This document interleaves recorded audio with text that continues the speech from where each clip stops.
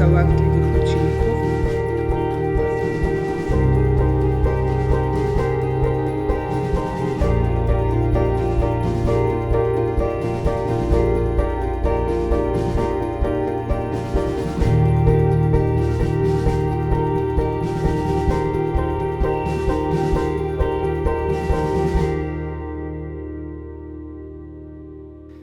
Me gustaría comenzar teniendo unas palabras de cariño para nuestro querido rector, Pedro Mercado, al que le deseo una pronta recuperación. Me consta que le hubiera encantado presidir este acto tan especial como el de hoy, que juntos hemos preparado con tanto cariño. Rectora Pilar Aranda, señores vicerrectores, señores decanos y directores, autoridades académicas, claustro de doctores y doctoras, profesores y profesoras, autoridades. Con este solemne acto académico, la Universidad de Granada va a investir como doctora honoris causa a la escritora Svetlana Alexievich. Va a dar cumplimiento al acuerdo de su claustro de 28 de mayo de 2024 a propuesta del excelentísimo rector de nuestra universidad.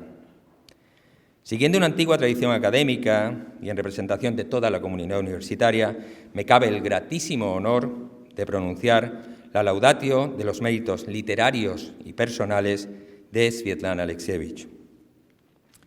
Mi discurso va a centrarse en la fuerza y la originalidad de su obra como escritora y cronista del fin de la Unión Soviética, comprometida con los derechos humanos y con la paz, ya que de sus reflexiones emergen muchas de las claves que nos permiten comprender esta época tan convulsa en la que nos ha tocado vivir.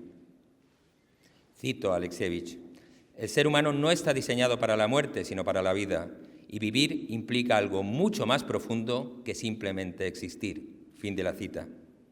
Estas palabras suponen toda una declaración de intenciones a propósito de cómo Svetlana Alexievich entiende su misión y su compromiso con las víctimas de los acontecimientos históricos que narra. Svetlana Alexievich es, sin ningún género de dudas, una de las grandes cronistas de la era contemporánea, y sin su obra sería imposible comprender el devenir de la historia de finales del siglo XX y principios del siglo XXI. Destacada exponente de lo que denominamos prosa documental artística, en sus trabajos recopila testimonios directos de los que, como ella misma, han sido protagonistas de acontecimientos del periodo soviético y postsoviético. Su forma de trabajar le ha permitido crear una literatura que no es simplemente un reflejo de la realidad, sino una inmersión profunda en las experiencias vitales que relata. Al adoptar el papel de cronista de la historia, sus libros son un mosaico de testimonios. Así lo señala el profesor Ricardo San Vicente. Desde la dimensión periodística, si el reportaje es la formulación de un episodio, de un suceso, los libros de Alexievich son un mosaico de testimonios. La autora engarza las voces y miradas de un fenómeno humano hasta convertirlos en el relato de la realidad. De esta forma, Svetlana Alexievich nos permite conocer de primera mano el sentir de sus protagonistas, proporcionando un espacio para voces históricamente silenciadas, y todo ello mediante una técnica narrativa única en la que, en lugar de centrarse en un solo narrador o en un hilo narrativo lineal, reúne múltiples voces que representan diversas perspectivas en torno a un determinado tema. Así consigue ofrecer una visión de los hechos que supera las narraciones convencionales con un estilo sencillo y directo.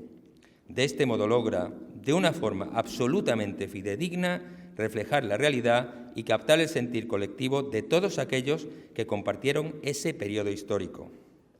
En palabras de Brookvin, el reconocimiento a Alexievich está más que justificado. Ha sacado a la luz aquellos estratos de la historia que nunca nadie pudo revelar. Es decir, se centra en aquellas partes de la historia que han sido excluidas de las narrativas oficiales o dominantes en lo que denominamos historia omitida, para adentrarse en la historia humana, una intrahistoria en el más puro sentido unamuniano, en una búsqueda incesante por comprender los pensamientos, las creencias y las emociones de las personas a las que entrevista en momentos clave. Ella misma lo resumo así: construyo el mundo a través de mis libros, con miles de voces y destinos, con fragmentos de nuestras vidas y de la cotidianidad. Fin de la cita. Y todo ello ha llegado a pesar de la censura que intentó silenciar su voz, pero que finalmente logró reconocer el interés que despierta su obra. En la guerra no tiene rostro de mujer, escrita en 1983 y retenida por la censura hasta su publicación en 1985, por su carácter pacifista y naturalista y por destronar la imagen heroica de la mujer soviética, Svetlana Alexievich nos muestra la experiencia de la Segunda Guerra Mundial a través de los ojos de las mujeres soviéticas que estuvieron en el frente. Se trata de historias intimistas que relatan con toda su crudeza la realidad de la guerra, proporcionando de esta forma un punto de vista que había sido marginado y silenciado durante décadas. Estas mujeres, soldados, cirujanas, enfermeras, pilotos, francotiradoras, médicas, guardias de tráfico, conductoras, enfermeras de quirófano, mecánicas de aviación y operadoras de teléfono, entre otras ocupaciones, revelan aspectos de la guerra que a menudo se ocultaron o se ignoraron en esa narrativa oficial construida por el Estado soviético. Estamos habituados, nos dice Alexievich, estamos habituados a leer y a escuchar historias en las que unos matan heroicamente a otros y acaban ganando la guerra o perdiéndola. Historias en las que se relata el tipo de armamento que se empleaba o cómo eran los generales que participaban en la contienda. Sin embargo, los relatos de las mujeres carecen por completo o casi por completo de todo esto. Son diferentes y hablan de otras cosas. La guerra contada por las mujeres tiene su propio color, su propio olor, su propia luz y su propio espacio de sentimientos y emociones. Fin de la cita. Son relatos en primera persona, en los que las protagonistas hablan de la violencia, el sufrimiento, la muerte o la deshumanización, pero también de solidaridad y de coraje, lo que les confiere una autenticidad nunca antes vista. La autora proyecta una imagen brutal y despiadada de la guerra que se aleja de esa imagen heroica que a día de hoy se sigue perpetuando por los dirigentes que emprenden campañas bélicas, al tiempo que dibuja una mujer soviética humana y llena de amor. Cito a Alexievich: en nuestra infancia de posguerra, el entorno estaba dominado por mujeres, y lo que mejor recuerdo es que, en lugar de hablar de muerte, ellas se dedicaban a hablar de amor. Fin de la cita. En su obra Últimos testigos, Los niños de la Segunda Guerra Mundial, se ocupa de esos niños que sufrieron la guerra en 1945. Y cito a Alexievich: las protagonistas no son ni políticos, ni soldados, ni filósofos. Los protagonistas son esos niños que guardaron en la memoria los momentos más impactantes y trágicos de aquella guerra. No los hechos en sí mismos, sino cómo ellos los percibían.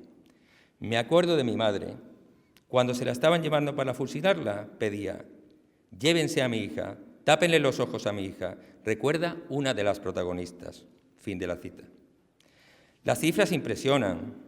5 millones de niños muertos en la URSS y 27.000 huérfanos solo en Bielorrusia.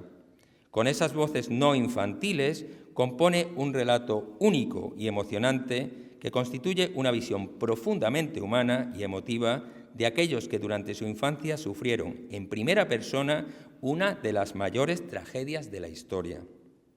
Con su relato, Svetlana Alexievich supera las narrativas estrictamente históricas y deshumanizadas que se construyen atendiendo a intereses ideológicos para adentrarnos en las vidas de los que sobrevivieron a esos conflictos bélicos. Pero es sin duda la trilogía que componen Los muchachos de Zinc, Voces de Chernóbil y El fin del Homo Soviéticus la que la convierte en la gran cronista del fin de la Unión Soviética. Nos referimos a un periodo de unos 30 años que abarca la guerra de Afganistán y la catástrofe de Chernóbil, dos acontecimientos que suponen, según ella misma afirma, la sentencia de la URSS. Sus novelas ofrecen una experiencia única. El lector tiene la oportunidad de forjarse su propia opinión de lo que supuso este periodo histórico gracias a que puede acceder a todos esos testimonios en una misma obra. De esta forma, Svetlana Alexievich viene a saldar una deuda con la historia que los líderes encargados de pilotar la transición al capitalismo no supieron o no quisieron abordar. Además, nos muestra esa realidad con una precisión y una capacidad de convicción insólitas. Por ello, sus obras son una referencia para comprender la Rusia actual. En la obra Los muchachos de Zinc se ocupa de la otra gran guerra que tuvo un altísimo coste en vidas humanas para el Estado soviético, la guerra de Afganistán. En la misma se recogen los testimonios recopilados, tanto en Rusia como en Afganistán, de soldados, enfermeras y madres que perdieron a sus hijos en la guerra. Así nos relata la autora el testimonio de una madre rota por la pérdida de su hijo. Cuando una madre a quien el Estado soviético le arrebató su hijo para devolvérselo en un ataúd de zinc, clama desesperada, casi como si rezara: «Amo a esta patria, por ella mi hijo dio su vida, pero a vosotros y a vuestra verdad os odio», no puedo evitar pensar: no solo fuimos esclavos, sino románticos de la esclavitud. Solo una de las 100 madres con las que me entrevisté me confesó: «Yo fui la madre que maté a mi hijo. Yo soy una esclava y crié a un esclavo». Fin de la cita. La publicación de esta obra, al igual que La guerra no tiene rostro de mujer, no estuvo exenta de polémica, puesto que fracturaba la imagen idealizada de la lucha por la patria, al tiempo que ponía de manifiesto la incapacidad del Estado soviético para gestionar una guerra que nunca debió producirse. Hechizados por la muerte, publicada en 1993, se inserta de forma armónica en medio de las obras que componen esta gran trilogía para convertirse en una de las más duras críticas jamás escritas al sistema comunista. En ella la autora se adentra por primera vez en la crisis de valores que experimenta el Homo Soviéticus ante la llegada implacable del capitalismo. El comienzo de la obra nos plantea la cuestión con toda su crudeza. El comunismo tenía un plan de mente: reconstruirnos, reconstruir la naturaleza humana, a ese viejo hombre, a ese Adán primitivo. El Homo Soviéticus es un hombre creado en el laboratorio del marxismo-leninismo que habitó una sexta parte de la superficie terrestre. Admitámoslo, somos ese Homo Soviéticus. La palabra ruso se asociaba de inmediato con la palabra soviético, aunque no siempre era así. Ucranianos y georgianos, armenios y tayikos, bielorrusos y turmenos también eran ciudadanos soviéticos. Compartíamos algo, pese a las diferencias culturales y religiosas. Fin de la cita. Conmueven los testimonios de personas que dieron su vida por el comunismo y ahora se ven sumidos en un vacío sin salida, despojados de los referentes y valores que los habían guiado hasta ese momento. Así nos lo relata uno de sus protagonistas, Vasily Petrovich. Traicionaron al partido y a la idea. Se esfumó todo aquello por lo que había luchado. Surgió una nueva religión, el mercado. Dinero, dinero, dinero. Nos prometieron que seríamos más ricos y comeríamos mejor. ¿Y se nos olvida para qué vivimos? ¿Es que la vida le ha sido dada al ser humano solo para vivirla como un árbol o a un pez? No, la vida del hombre tiene un propósito más allá de simplemente existir. No puede ser que las salchichas y los Mercedes se conviertan en el principal objetivo, en ese ideal imposible que brilla en el cielo. Quizá por eso amábamos tanto la muerte. Sí, la amábamos. Me di cuenta de ello no hace mucho, una de esas noches que no logras conciliar el sueño. Fin de la cita. En este sentido, su obra Voces de Chernóbil supone un baño de realidad sin precedentes al transmitirnos el testimonio fidedigno de lo que supuso la catástrofe nuclear provocada por la explosión del reactor número 4 de la central nuclear de Chernóbil y los trabajos llevados a cabo para la eliminación de los restos de radiación.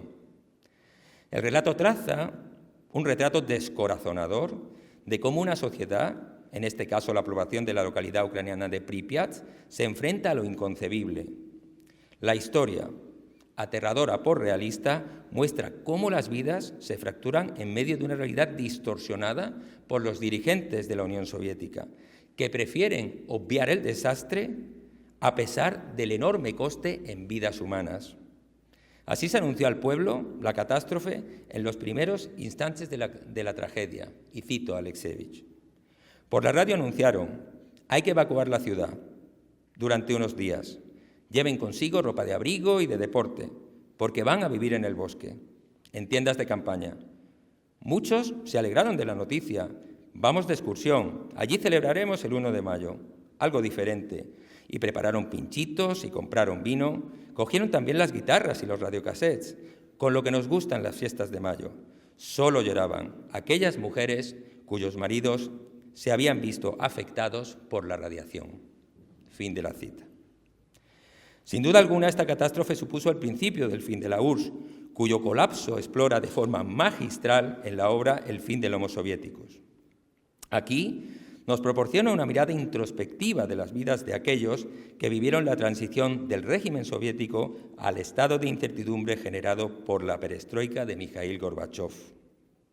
Svetlana Alexievich da al Homo soviéticus, analizado en las obras de Zinoviev o Heller, una dimensión literaria y humana desconocidas hasta ahora. Existen intentos anteriores de reflejar la realidad soviética desde un punto de vista antropológico, pero nunca literario. Ningún escritor ha entrevistado a tantas personas con perfiles tan diversos, desde pensionistas a hombres de negocios, pasando por veteranos de guerra, miembros del Partido Comunista, escritoras, topógrafas, arquitectas, pasteleros, militares, trabajadores de la construcción, ingenieras, directoras de cine, camareras, maestras, gerentes de agencias de publicidad, entre otros. Ni ha documentado con tanta precisión el sentir de los habitantes de ese mundo paralelo de todas las edades y provenientes de todas las regiones del país. Cito a Alexievich: nos estamos despidiendo de la época soviética, de aquella que era nuestra vida. He hecho todo lo posible por escuchar de forma abierta y sincera a los que participaron en el drama socialista. Fin de la cita. Esa capacidad de escucha quedó plasmada en la entrevista a centenares de personas que describen la transición al capitalismo como una terrible vivencia llena de miseria y de incertidumbre. También se encuentran testimonios que la describen como un paso glorioso, pero son una minoría. Su relato, alejado de la política, centra su atención en los individuos, revelando las promesas incumplidas, en primera instancia por el Estado soviético y posteriormente por la perestroika, que se presentaba como una solución a ese modelo económico y social al borde del colapso. Nos estamos comiendo el pan de nuestros hijos, me decía a mí una profesora del curso preparatorio de lengua y culturas rusas que realicé en el año 89 en Moscú. Sus protagonistas comenzaban a salir de forma abrupta de ese comunismo de guerra eterno en el que estaban sumidos. Cito a Alexievich: en esencia, somos gente de guerra. Siempre hemos vivido en guerra o preparándonos para ella. No hemos conocido otra vida. Esa era nuestra forma de vivir. De ahí viene nuestra psicología de guerra. Incluso en tiempos de paz, todo estaba marcado por la guerra. Fin de la cita. Estos ciudadanos crecieron con la esperanza de estar construyendo un futuro feliz, que nunca llegó a materializarse. La obra relata cómo el sistema se vio engullido por el caos que generó la perestroika ante la desolación de sus ciudadanos, que vieron truncados de un día para otro todos sus planes vitales. El resultado es un análisis singular de lo que supuso ese periodo soviético, que abarca la vida de 10 generaciones y 70 años de socialismo, en el que sus protagonistas rememoran la revolución de 1917, la guerra civil, el terror estalinista, los campos de trabajo forzados, también conocidos como gulags, la Gran Guerra Patria de la URSS o Segunda Guerra Mundial contra el fascismo, la perestroika y la posterior descomposición del régimen. Y cito a Alexievich: con la perestroika todo se vino abajo, estalló el capitalismo. 90 rublos, el sueldo de un mes, se convirtieron en $10. Con esa miseria no se puede vivir. Fin de la cita. Estas voces generan un diálogo interno del que surge ese Homo soviéticus, capaz de lo mejor y de lo peor. Y además lo hace con una capacidad de convicción y una firmeza arrolladoras. Gracias a la intuición única y a una técnica narrativa escrupulosa, logra colocar esas voces de forma armoniosa para crear un cuadro al nivel de las mejores obras pictóricas. Con esta obra, la novelista aspiraba a crear una enciclopedia de la vida del pueblo soviético. En este sentido, describe el modelo soviético como una gran utopía que prometió un paraíso de igualdad y justicia, pero que en la práctica resultó ser un sistema represivo y deshumanizador para la gran mayoría. Su protagonista, ese hombre rojo, ese Homo soviéticus del que hablamos, es alguien que sufrió el control estatal, la represión, la escasez en medio de promesas de igualdad y bienestar que nunca se materializaron. El sistema proporcionaba un marco de referencia y una identidad colectiva que al desaparecer deja a ese Homo soviéticus abandonado y carente de referentes vitales. Y cito a Alexievich: solo un Homo soviéticus puede realmente comprender a otro Homo soviéticus. Compartimos una misma memoria comunista. Somos vecinos unidos por la misma memoria colectiva. La desilusión vino más tarde. Fin de la cita. A propósito del declive de la Unión Soviética, la propia Svetlana Alexievich hace la siguiente reflexión al final del discurso pronunciado con motivo de la aceptación del Nobel de Literatura. Me atrevo a decir que perdimos la oportunidad que se nos presentaba en los años 90. Ante la pregunta de cómo debe ser nuestro país, si un país fuerte, uno digno, donde la gente viva bien, escogimos la primera, fuerte. Ahora de nuevo vivimos en la era del poder y de la fuerza. Los rusos están en guerra con los ucranianos, con sus propios hermanos. La era de la esperanza se ha visto reemplazada por la del miedo. Hemos retrocedido en el tiempo. Vivimos una época de second hand. Fin de la cita. Y acaba con una conmovedora reflexión sobre cómo ella percibe su identidad y sus raíces. Tengo 3 hogares: Bielorrusia, donde nació mi padre y donde he vivido toda mi vida; Ucrania, donde nació mi madre y donde yo vine al mundo; y la gran cultura rusa, sin la cual no me imagino a mí misma. A los 3 los quiero con toda mi alma, pero es difícil hablar de amor en una época como la que vivimos. Fin de la cita. De las características aquí sucintamente esbozadas y analizadas se desprende el profundo compromiso de su obra. El coraje de Svetlana Alexievich reside no solo en los temas que elige, sino en cómo los desarrolla. Sus libros son un acto de escucha profunda, un proceso mediante el que ella misma se sumerge en las vidas de sus entrevistados en un acto de empatía inédito hasta ahora. De este modo profundiza en la desigualdad, la injusticia, las secuelas de un régimen totalitario como el de la Unión Soviética, abordando temas atemporales y universales. Por su autenticidad y su compromiso, la valía de la obra de Alexievich va más allá de su enorme aportación a la literatura. Con su trabajo nos recuerda que, a pesar de las fuerzas deshumanizadoras de la guerra, la opresión y el desastre, hay un lugar para la dignidad y la humanidad. Su obra es una llamada a la memoria y a la empatía, una exhortación a no olvidar nunca a aquellos cuyas vidas han sido destrozadas y engullidas por las circunstancias históricas que les ha tocado vivir. Con su escritura directa y profundamente humana, ha dado voz a las personas que han sido obviadas o silenciadas, y lo ha hecho con una valentía y una integridad que pocas veces se encuentran en la literatura contemporánea. Svetlana Alexievich ha recibido numerosos premios y reconocimientos a lo largo de su carrera, primero en la última etapa de la Unión Soviética y con posterioridad a nivel internacional, por su contribución a la literatura y por su enfoque innovador en la narración documental. En la Unión Soviética obtuvo los premios Astrovsky, Orden de la Insignia de Honor, concedida por el Presidium del Soviet Supremo de la URSS, y el Premio Lenin Komsomol, en todos los casos por la obra La guerra no tiene rostro de mujer, la más reconocida en ese momento. A partir de ahí pasa a tener un importante reconocimiento a nivel internacional con la concesión de los siguientes premios: Premio Kapuczynski de reportaje literario, Herder de Austria, Premio de la Paz María Remarque, Premio Nacional del Círculo de Críticos de Estados Unidos y Premio Médicis de Ensayo, entre otros. Además, es oficial de la Orden de las Artes y las Letras de la República Francesa. El Premio Nobel de Literatura le fue concedido en 2015 por su escritura polifónica, Un monumento al sufrimiento y al coraje en nuestro tiempo. De esta forma, la Academia Sueca reconocía su capacidad para captar las voces individuales y darles un lugar en la historia colectiva. La obtención del Nobel supuso que sus obras se tradujeran a más de 50 idiomas, incluido el español, incrementando así exponencialmente su visibilidad. La literatura de Svetlana Alexievich ha ganado adeptos en Europa, donde ha comenzado a atraer tanto a lectores como a académicos. En los últimos años ha sido galardonada con el Premio Sonin de Dinamarca, la Orden de Mérito de la República Federal de Alemania y el Premio Internacional de Cataluña.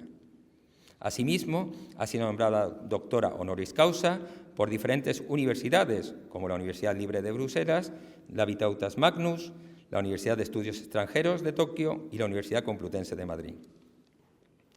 Todas estas universidades han sabido reconocer su labor en la defensa de los derechos humanos, su capacidad para representar el sufrimiento humano y su indiscutible compromiso con la paz y el futuro de la humanidad, además de su enorme influencia literaria.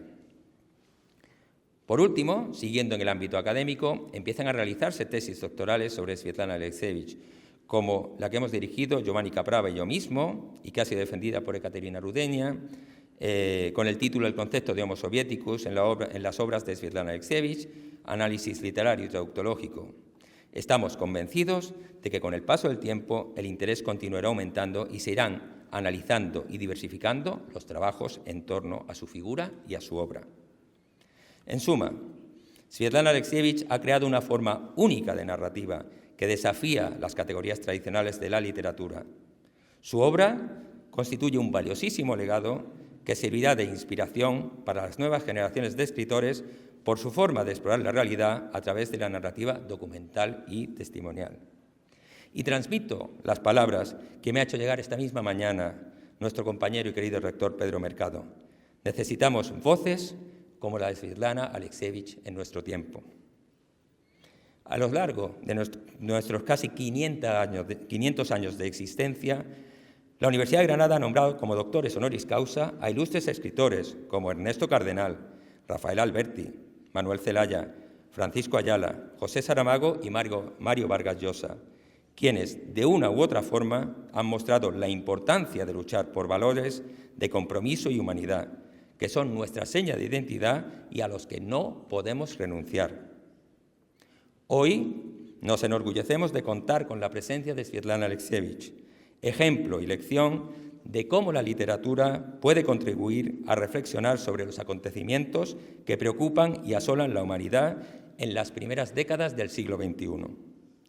La obra de Svetlana Alexievich, por su amplitud, sensibilidad y vocación para la integración, nos debería ayudar a buscar fórmulas alternativas que permitan fomentar la importancia de la dignidad humana y el valor de la escucha en la resolución de conflictos. Y termino como corresponde pidiendo venia al claustro de doctores para que le sea concedida a Svetlana Alexievich la investidura como doctora honoris causa por nuestra universidad. Nada más. Muchas gracias.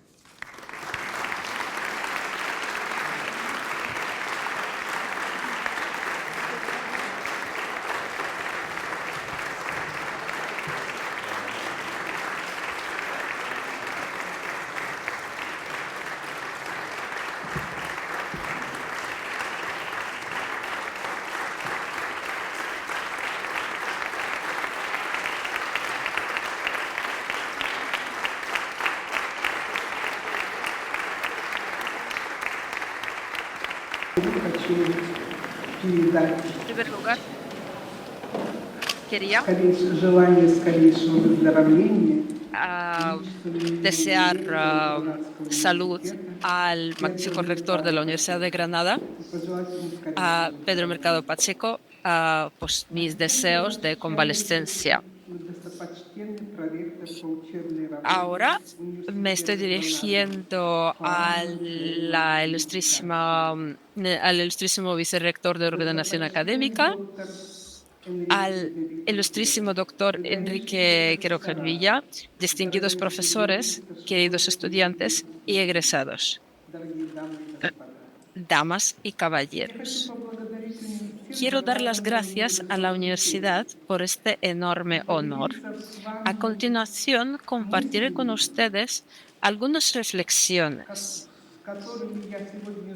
A la vez que debato sobre mis propios libros, especialmente sobre el libro nuevo que estoy escribiendo ahora mismo sobre Bielorrusia y sobre aquello que ocurre en Ucrania y en el mundo, frente a la catástrofe de la vida de las ideas moribundas. Ahora me veo en el papel de mis protagonistas, intentando contar mi vida como alguna vez lo hicieron ellos. Veo sus rostros ante mí, oigo sus voces. De toda la vida solo queda la palabra. Las ideas y las creencias mueren, solo queda su huella en la palabra. La huella no es eterna, cambia con el tiempo, está encadenada al tiempo. Mi padre era profesor de historia en un colegio, vivió 2 guerras y la caída de un imperio. Recuerdo sus palabras. A lo largo de mi vida han reescrito la historia 3 veces.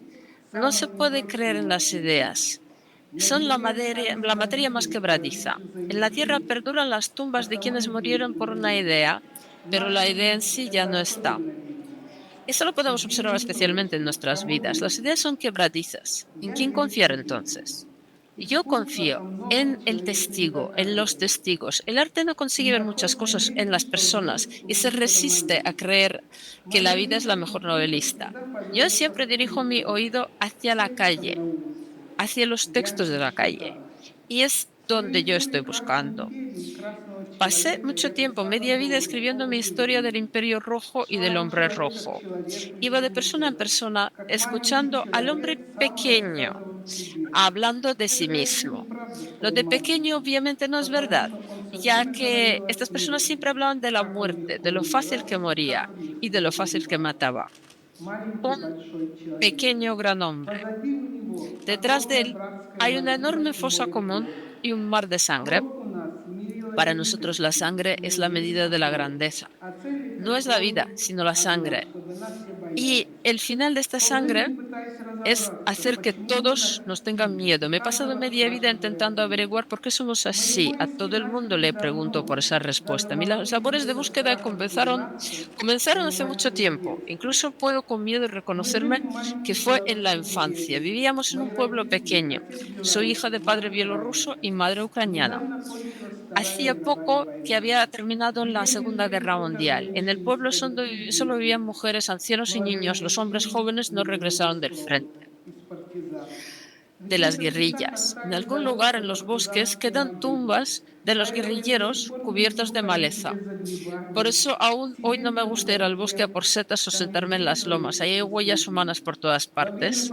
Durante las grandes catástrofes, las personas suelen desaparecer sin dejar rastro y rápidamente se convierten en naturaleza.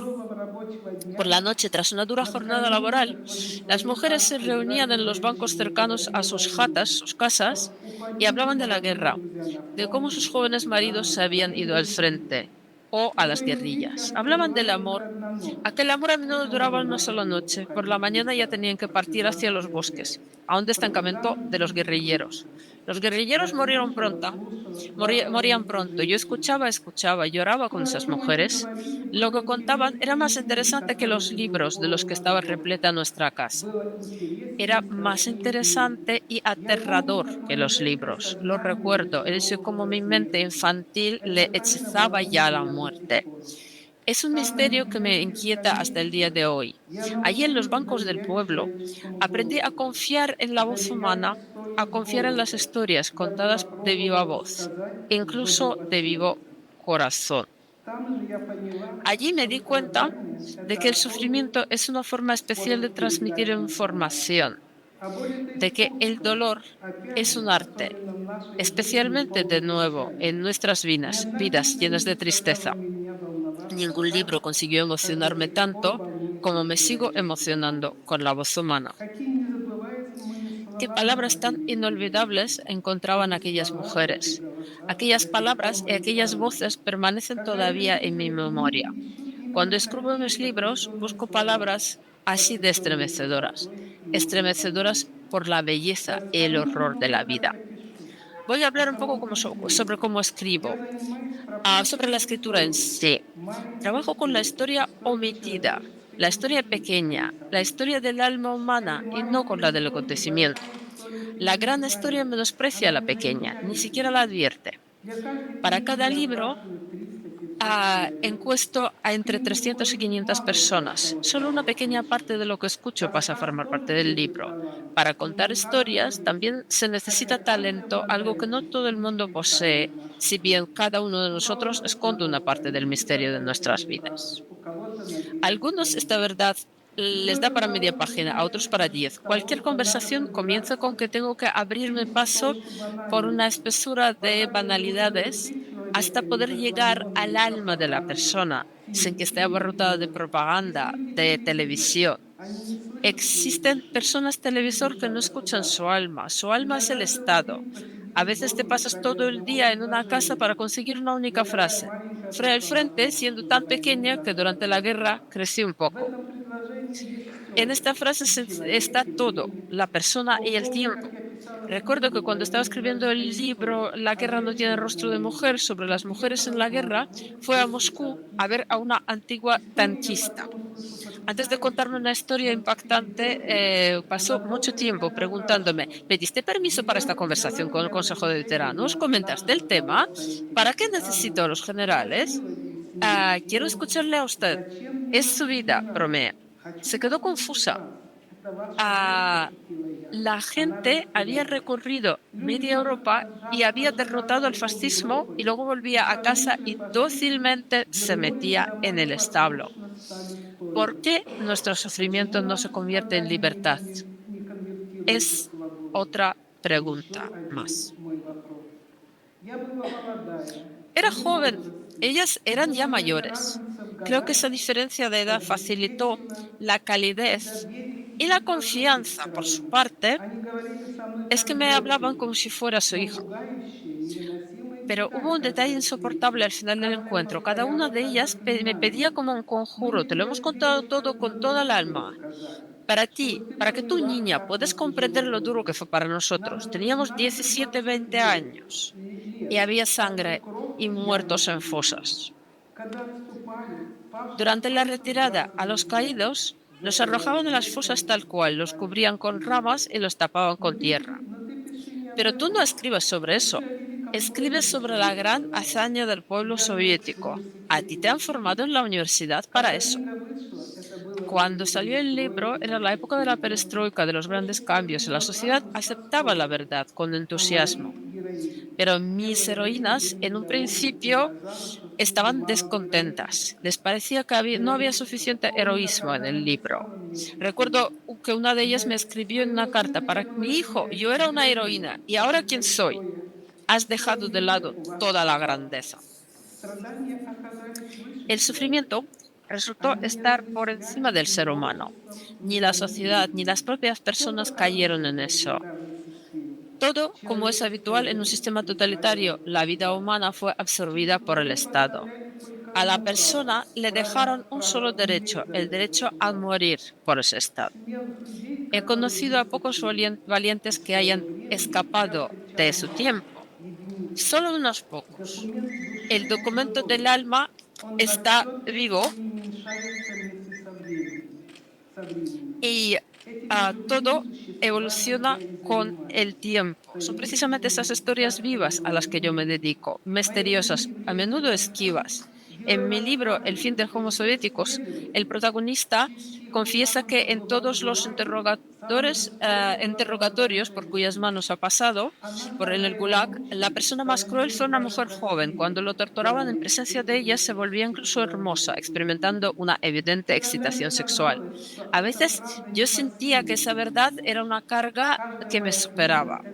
Cada uno de mis libros es un largo viaje hacia mí misma y hacia la gente.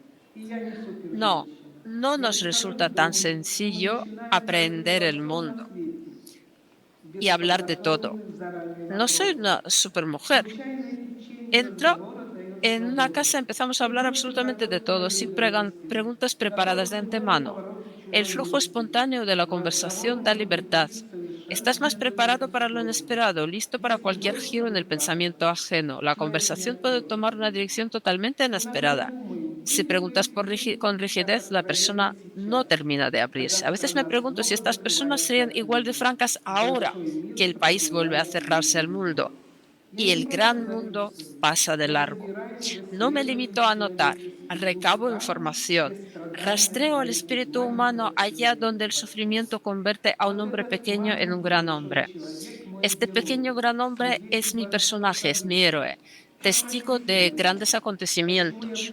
¿Cómo nació el género en el que escribo? ¿Por qué elegí precisamente este género literario, que no consiste en inventar ni fantasear, sino en escuchar y anotar? El género de las voces. ¿Por qué precisamente ese? Porque solo el alma consigue seguir el ritmo del tiempo, ni siquiera siempre. Eh, No, y la gente no llega tan rápido detrás de eso. Recuerdo cómo empezó mi primer libro, La guerra no tiene rostro de mujer. Por aquel entonces trabajaba como periodista para un periódico importante. Me encargaron que escribiera una crónica sobre una ex francotiradora para el Día de la Victoria, María Ivanovna Morozova. Francotiradora, una profesión poco habitual entre las mujeres en la guerra. Cuando por fin encontré el edificio, una vieja Khrushchevka, o sea, edificios cutres sin ascensor, me abrió a la puerta una mujer de baja estatura con una trenza a modo de corona alrededor de la cabeza.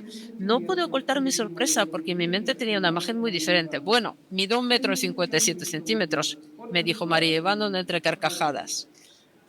He matado a 77 alemanes. Tengo una orden de la gloria. Te la enseñaré. Se sentó en un sillón, se cubrió la cara con las manos, empezó a contarme cómo ellas, las niñas, aprendieron a matar. Salimos por primera vez de casa, así lo llamaban las francotiradoras. Mi compañera era Masha Kozlova. Nos camuflamos, nos tumbamos. Yo me encargaba de la vigilancia y Masha del fusil. Y de repente Masha me dice, dispara, dispara, mira un alemán. Y yo le respondo, estoy vigilando, dispara tú. Entre que nos ponemos o no de acuerdo, dijo ella, se va a escapar. Y yo seguía con lo mío. En primer lugar, tenemos que hacer un mapa de tiro, fijar puntos de referencia. ¿Dónde hay un granero, un abedul? ¿Vas a sacar ahora toda la teoría como si estuvieras en el instituto? No estamos aquí para la teoría, estamos aquí para disparar. Comprendo que Masa ya se está enfadando conmigo. Así que dispara, ¿qué esperas? Estábamos ahí con el tira y afloja. Y en ese mismo instante veo a través de la mira telescópica que el oficial alemán estaba dando instrucciones a los soldados. Permanece un rato y luego desaparece. Nosotras discutiendo.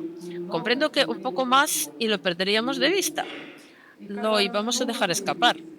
Y cuando reapareció, decidí disparar. Tomo la decisión y de repente en pensamiento, si es que es una persona, aunque sea un enemigo, pero es una persona y de alguna forma mis manos empezaron a temblar. Un temblor, un escalofrío recorrió todo mi cuerpo, una especie de miedo, una sensación que vuelvo a sentir a veces en mis sueños. Es fácil disparar al blanco, pero resulta aterrador matar a una persona. Algo dentro de mí se resistía, no me dejaba decidirme, pero hice acopio de valor y apreté el gatillo. Él zarandeó los brazos y cayó. Si estaba muerto o no, no lo sé, pero el miedo se apoderó de mí. ¿Había matado a una persona? Me tenía que hacer esa idea. Sí, en pocas palabras, fue espantoso. Vomité. Apenas pude volver a la unidad. Todo el día, todo el día siguiente lo pasé tumbada con mucha fiebre. Después de eso participé en combates cuerpo a cuerpo. Cuando peleas cuerpo a cuerpo, te apuñalan en el ojo, en la boca. No es matar el trabajo de una mujer. Tenía que persuadirme, convencerme. Guarda silencio durante un tiempo. ¿Habría sido capaz de hacerlo hoy? No lo sé. Ahora ya amo la vida, no deseo morir. Entonces nos educaron con la idea de que la patria estaba por encima de nuestras vidas. El editor suprimió esta parte de mi material. Me llamó a su despacho y me dijo, ¿qué clase de heroína soviética es esta? Mírala, vomita y llora por matar a un alemán. No habríamos ganado de ser con gente así. En otra ocasión, el editor me quitó el siguiente fragmento. Nos retirábamos. Al pasar por la ciudad de Smolensk, una mujer me alcanzó su vestido y pude cambiarme. Antes con unos pantalones militares y ahora con un vestido de verano. Del nerviosismo y de la tensión me empezó la regla. ¡Qué rabia! ¡Qué vergüenza! Dormíamos bajo arbustos, en zanjas, en el bosque sobre tocones. Éramos tantas que no cabíamos en el bosque. Caminábamos confusas, engañadas, sin confiar en nadie. ¿Dónde está nuestra aviación? ¿Dónde están nuestros tanques? Todo lo que vuela se arrastra o tirotea. Todo era alemán. Así fue como me hicieron prisionera. El día antes de caer prisionera, se me dañaron gravemente las dos piernas. Tenía que permanecer tumbada orinándome encima. No sé cómo, con qué fuerzas conseguí arrastrarme por la noche hasta el bosque. Los guerrilleros me encontraron de casualidad. El editor me llamó de nuevo al despacho. Estás humillando a la mujer soviética con ese naturalismo primitivo, a una mujer que es una heroína, la estás degradando. Y ellas son para nosotras unas santas. Ese conflicto se repitió en numerosas ocasiones. Todo lo vivo desaparecía de lo que yo escribía. Un día reuní esos fragmentos y los leí. Ahí comprendí que así tenía que ser mi libro, sobre lo que ha sido tachado y recortado, sobre lo que no está legitimado por el sistema, sobre lo que está oculto a nuestros ojos, sobre lo que viven los pensamientos en el alma de las personas, en las conversaciones con nuestros seres queridos, a los que no les asusta decir la verdad. Lo que una persona en los tiempos oscuros esconde en sus adentros. Existe una literatura visible y una literatura invisible. La segunda vive de otras formas. Es toda una capa paralela. En mi último libro, que completa el ciclo Voces de la Utopía, añadí un subtítulo, El fin del hombre rojo. Qué románticos éramos todos no hace tanto tiempo. Qué poco sabíamos de las personas, del ser humano. No sabíamos todo lo que esconde. 30 años después, llegué a Moscú en el andén. Al bajar del tren, oí a unos jóvenes medio borrachos que gritaban canciones de guerra y repetían que nos devuelvan Kiev. Toparemos Kiev en 3 días. Los voluntarios se dirigían a la guerra acompañados con felicidad por sus amigos y familiares. Un sacerdote profería una oración bendiciéndolos para la hazaña. Me sumergí de lleno en una Rusia que no conocía antes. La Rusia que yo tanto amaba era otra. Recordaba las palabras que había oído más de una vez en el tren. Me doy cuenta de que estoy lleno de odio. Odio a los ucranianos. Me pregunta, ¿y por qué los odias? La respuesta, los odio y basta. ¿Quién dispara en Ucrania? Es nuestro pasado el que dispara en Ucrania. Un pasado con el que no supimos arreglárnoslas. Todo era silencio mientras luchábamos contra los comunistas. En los años 90 íbamos por las plazas y todo era sencillo. Íbamos por las plazas y proclamábamos libertad, pero no entendíamos lo que era la libertad. Si una persona ha estado en un campo de concentración toda su vida y ahora la liberan, no será una persona libre de inmediato tras salir por las puertas del campo. No es una persona libre. Ha oído que en alguna parte existe ese concepto, la libertad, pero no sabe lo que es. Solamente conoce la palabra. Nos parecía que la libertad estaba a la vuelta de la esquina que sin los comunistas llegaría sola. El artista Elia Kabakov lo explicó muy bien una vez, nos diagnosticó a nosotros y a nuestro tiempo. Cuando luchábamos contra el comunismo, dijo, estábamos unidos, éramos hermosos. Y ahora que hemos derrotado el comunismo, este monstruo, miramos a nuestro alrededor y hay ratas por todas partes. Todo está lleno de ratas. No sabíamos cómo luchar contra las ratas. No tenemos esta experiencia. Y tampoco existía en nuestra cultura. Las ratas nos derrotaron. Todo lo que tenemos, lo que está oculto en el interior de la persona, excepto la idea, salió a la superficie. Una fuerza que ni siquiera sospechábamos está desplazando al ser humano. Viajé mucho por la antigua Unión Soviética. En Moscú, en San Petersburgo, oía, el comunismo está muerto. Pero bastaba con alejarse a 200 o 300 kilómetros de la capital y se decían otras cosas. Si Stalin levantara cabeza, necesitamos a Stalin, necesitamos una mano dura en nuestro país. Poco a poco, las estatuas de Stalin volvieron a su sitio. Aparecieron nuevos museos de Stalin, libros sobre Stalin. El socialismo murió, pero la gente del socialismo permanecía. Era gente resentida porque Rusia les fue arrebatada. Fue dividida sin ellos. Buscaban la salvación en el pasado. Y ese pasado hoy es el que está disparando en Ucrania. El fascismo de Putin se está colando lentamente en el país. El país ha vuelto a lo que sabe hacer, que sabe ser una persona que acaba de salir de un campo de concentración. Sabe matar y sobrevivir en condiciones inhumanas. No sabe vivir. Varlam Shalomov escribió que la experiencia del campo corrompe por igual al verdugo y a la víctima. Todavía tenemos que entenderlo, todavía tenemos que sufrirlo, pero una cosa hemos aprendido, el camino hacia la libertad es largo. La primera en caer fue mi pequeña Bielorrusia. Está ocupada. Los proyectiles vuelan desde Bielorrusia a Ucrania. Despegan los aviones que bombardean las ciudades ucranianas. Los tanques rusos marchan a través de Bielorrusia hacia las fronteras ucranianas. En Bielorrusia se reparan los equipos militares rusos después de las batallas. Se atiende a los heridos en los hospitales. La maquinaria stalinista era historia y ahora es nuestra vida, me dijo una estudiante rusa que había huido de Rusia para evitar ser detenida. La maquinaria stalinista funcionó rápidamente. Los estudiantes denunciaban a los profesores, los maestros traicionaban a los alumnos. Los científicos están siendo juzgados por el espionaje, por alta traición. Por salir una persona con una pancarta en contra de la guerra, por salir solo y estar de pie en solitario entre la multitud, ya está en peligro. Al sistema no le gustan los fallos, no perdona ningún error. Mi historia del hombre rojo continúa. Busco las palabras. Estoy escribiendo un nuevo libro. ¿Cómo nace el fascismo? ¿Quiénes son sus partícipes? Y resulta que sus partícipes y cómplices somos todos nosotros, los que hace tanto gritábamos en la plaza «Libertad, libertad», y derribábamos los monumentos bolcheviques a los líderes. El libro trata de por qué y cómo puede ocurrir eso con exactamente las mismas personas. Os doy las gracias y confío en que en esta sala hay muchos que piensan igual que yo. Somos muchos en todas partes. Así que el retroceso de la democracia es temporal. Cada uno de nosotros confía en ello. No se puede vencer al tiempo.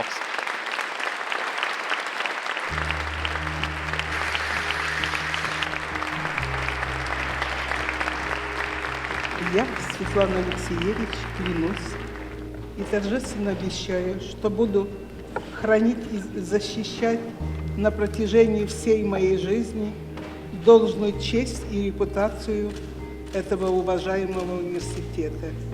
Я также буду стремиться к тому, чтобы беречь его от ущерба и от опасностей, которые могут ему угрожать. Я также клянусь и обещаю, что если в случае чрезвычайной потребности в докторах, я буду призвана для занятий одной из его кафедр. Я не воспротивлюсь, даже несмотря на возможное существование законных оснований для моего отказа. Кроме того, я клянусь и обещаю, что буду следить и призывать к слежению за нормами и уставами, как учрежденными, так и теми, которые будут учреждены в будущем этого уважаемого университета. En vuestra cabeza coloco el birrete como señal de corona y de excelencia doctoral honoris causa de esta universidad.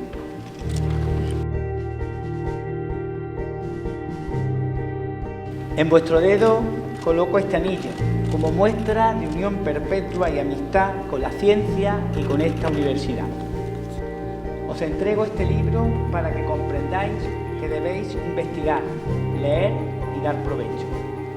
Y os abrazo para mostraros el amor, fraternidad y caridad que debe haber entre todos los doctores de la Universidad de Granada. Querida comunidad universitaria, señores y señoras, buenos días y bienvenidos todos a esta solemne sesión académica que con motivo de la investidura de la ya doctora honoris causa por la Universidad de Granada, la excelentísima señora doña Svetlana Alexievich, nos acoge en este paraninfo de la Facultad de Derecho, un lugar de especial significado en la historia de nuestra institución, pues el antiguo Colegio de San Pablo, desde el último tercio del siglo XVIII y hasta 1980, fue también la sede del rectorado, la biblioteca y los servicios generales de nuestra universidad. Permítanme además que también mis primeras palabras sean para agradecer, porque en parte así es, a nuestro rector, profesor Pedro Mercado, que por estas circunstancias me haya brindado también la oportunidad de presidir este acto. Al tiempo, como todos, esperamos su más pronta recuperación. Bienvenidos, pues, y gracias por su asistencia. Especialmente, gracias en nombre del rector y de toda la comunidad universitaria a la nueva doctora Sveliana Alexievich por haber aceptado incorporarse al claustro de la Universidad de Granada como doctora honoris causa. Nos felicitamos porque a partir de ahora usted forma ya parte de esta universidad casi 5 veces centenaria que rebosa historia y tradición.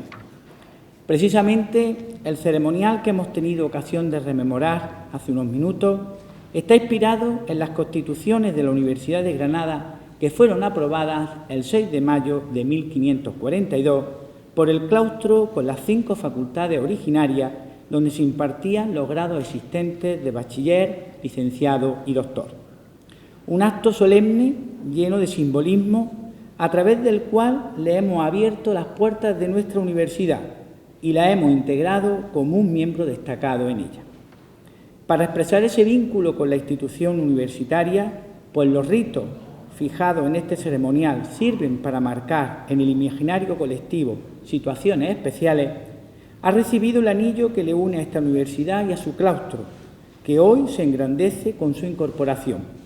Le hemos entregado el libro de la ciencia y de la sabiduría, que será el instrumento más valioso para que siga cultivándolas al servicio de la sociedad y de la humanidad. Y le hemos ofrecido un cálido abrazo que se convierte en el sello de este compromiso, que es también el compromiso de nuestra institución con los valores de paz y fraternidad que tanto nos caracterizan. Agradezco y felicito también a su padrino en esta ceremonia, el doctor Enrique Quero, por su excelente laudatio, destinada, como así marca también la tradición, a destacar los méritos literarios y personales de la nueva doctora honoris causa. Como bien ha señalado él mismo, no solo ha servido para dar cumplimiento al acuerdo del claustro de la Universidad de Granada del pasado 28 de mayo, sino que además lo ha hecho de forma impecable y brillante. Supone la culminación al impulso dado hace unos meses a lo que en su momento fue candidatura y que hoy hemos tenido la oportunidad de convertir en una realidad a través de este acto. Con esta ceremonia, además, cumplimos con una de las misiones universitarias más nobles y de una larga tradición: reconocer el mérito y rendir tributo a quienes dedican su vida a cultivar el conocimiento, a compartirlo y a transmitirlo a la sociedad. En este caso, de un conocimiento que a través de su labor investigadora, pero también como periodista y cronista, tiene mucho de compromiso con los derechos humanos y con la reivindicación de las humanidades. De la profesora y Premio Nobel de Literatura, Sveliana Alexievich, escribió el también Premio Nobel Mario Vargas Llosa, que nos encontramos frente a una periodista que ejerce su labor a través de los libros. Su obra se puede incluir, de hecho, en lo que se llama literatura testimonial o documental, o, como ha descrito el propio profesor Quero en su laudatio, un ejemplo de prosa documental artística. Y es bien cierto que sus escritos polifónicos, como también ha recordado el profesor Quero, rememorando la motivación de la Fundación Nobel para otorgarle su prestigioso premio en 2015, se convierten sin ninguna duda en relatos periodísticos en formato de libro. El lector se enfrenta a extensos reportajes que, relatados por cualquier otra persona, sonarían de modo totalmente diferente. Y eso porque el sonido de los libros de la doctora Alexievich es el sonido de sus personajes, siempre numerosos y siempre conocedores en primera persona de la realidad que nos transmiten. Son relatos que le permiten contarlo todo de la forma más valiosa y vívida posible. Sus narraciones son experiencias vividas, porque en su papel de narradora y de cronista, la doctora Alexievich ha elegido siempre apartarse, quedarse a un lado, desaparecer en cierto modo, para permitir que hablen quienes nunca tienen la voz. Ella hace posible que por fin escuchemos a los protagonistas de la historia, permitiendo que la suma de todo ello nos transmita realidades desconocidas. Así, al lector nos llega no solo toda la expresividad de quienes han vivido esa historia, sino algo todavía más relevante, la verdad de sus testimonios. No podemos exigir más verdad a una narración de hechos que la que aparece en los libros de la nueva doctora honoris causa. Esa verdad que transmite en su obra queda corroborada por la multitud de fuentes y protagonistas a los que recurre. Y todo ello porque el mérito, uno más, de la nueva doctora, es también elevar a la categoría de protagonista, a esa polifonía de voces, melodías tristes del coro, como las ha llamado en alguna ocasión, que aparecen en sus libros. Se trata de un coro formado por personas a las que nadie ha considerado nunca como agentes de primer orden, sino actores secundarios o terciarios de una historia que nunca los tuvo en cuenta, pero que en cambio son ellos, son ellas las que contribuyeron a darle forma. En su caso, la perestroika, como también ha señalado en su intervención, fue precisamente la que hizo posible la publicación de su primera gran obra, La guerra no tiene rostro de mujer, que escribió en 1983 y que hubo de esperar 2 años hasta su definitiva publicación. Después de leer su libro, le sermoneó en alguna ocasión su censor: nadie luchará, porque su guerra es aterradora y no hay héroes en ella, tal y como afirmó en su discurso de aceptación del Premio Nobel. La historia se expresa a través de la narración de sus testigos, participantes inadvertidos a quienes nunca se les había preguntado nada directamente, por lo que jamás podremos saber qué es lo que piensa la gente sobre estas grandes ideas. Aquí se encuentra uno de los grandes méritos de su literatura, haber ido donde está la gente y preguntarle a ellos qué piensan al respecto.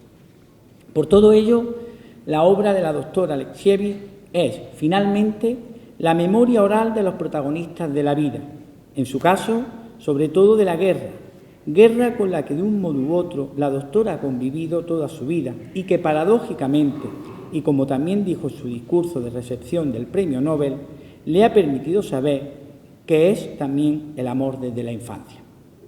En ese mismo discurso también dijo que el camino hasta llegar ahí había sido largo y duro, casi 40 años yendo de persona en persona, de voz en voz. No puedo decir, afirmaba, que siempre haya estado dispuesta a seguir este camino. Muchas veces me han sorprendido y asustado los seres humanos. He experimentado placer y repulsión. A veces he querido olvidar lo que escuchaba, volver a una época en la que vivía en la ignorancia. Sin embargo, más de una vez he visto lo sublime en las personas y he querido llorar. Esas voces, por ejemplo, son las que le permitieron perfilar el mejor retrato del alma postsoviética que se haya escrito hasta ahora.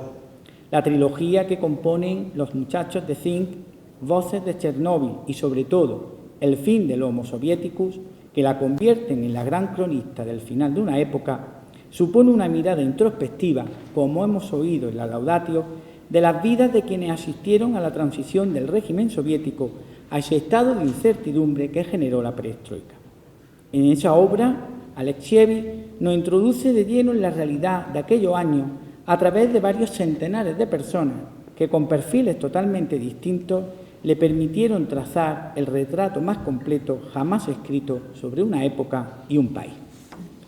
Su literatura, sus crónicas, su periodismo, como ella misma ha señalado, busca una nueva mirada que nos haga reflexionar sobre el ser humano en la guerra y sobre esa permanente tragedia en la que vivimos.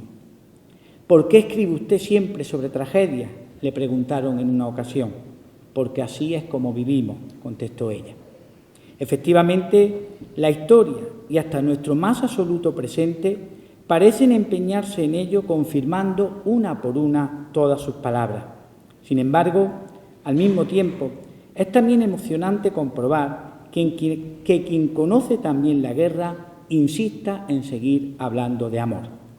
Tanto es así que cuando la doctora Alexievich salió de su casa para marchar al exilio en otoño de 2020, hace ahora 4 años, y como ella misma afirmó al recibir en el año 2022 el Premio Internacional de Cataluña, dejó sobre la mesa un manuscrito sobre amor y vejez que aún no ha podido recuperar. Desde esta casa de estudios, que es la Universidad de Granada, esperamos, confiamos que pueda volver pronto, recoger su manuscrito y escribir de amor en un mundo en el que la guerra, esa que nos llega desde tan diferentes frentes, pero siempre igual de dramática e injusta hacia quienes la sufren en primera persona, parece que se empeña en marcar el día a día de nuestras vidas. Y concluyo. Querida nueva doctora honoris causa, querida doctora Eliana Alexievi, esta universidad, que ya es su universidad, se siente profundamente orgullosa de usted. Y como representante aquí de nuestro rector, le expreso la satisfacción más sincera y manifiesta que supone para mí y para la Universidad de Granada el que desde hoy ya pertenezca a ella como un miembro más de su claustro. Con usted, además, ya son 14 las mujeres doctoras honoris causa, un auténtico orgullo para una institución como la Universidad de Granada. La nuestra es una universidad, y miro a mi querida rectora Pilar Aranda, es una universidad de las personas, y personas como usted, que ha dado voz a quienes no la tienen, hacen a la institución aún más grande y aún más necesaria. Usted, doctora Alexievi, representa lo mejor que la universidad puede y debe ofrecer a la sociedad: el rigor, la excelencia científica y el compromiso, valores que encarna el ser universitario, que no solo promueve la generación de conocimiento, sino que anhela la transferencia y la proyección social de una actividad que debe ser también el vehículo a través del cual podemos transmitir los valores universales de paz, tolerancia y entendimiento mutuo. Desde la tribuna privilegiada que nos da ser una universidad con casi 5 siglos de historia, una universidad con vocación de magisterio, de innovación, de compromiso, de servicio público, puedo afirmar que hoy es un día para celebrar, que con su ingreso en nuestra institución se consolida nuestro presente y se engrandece nuestro futuro. Muchas gracias, pues, a la nueva doctora honoris causa, y muchas gracias también a todas las personas que hoy nos han honrado con su presencia en este acto. Gracias. Ubi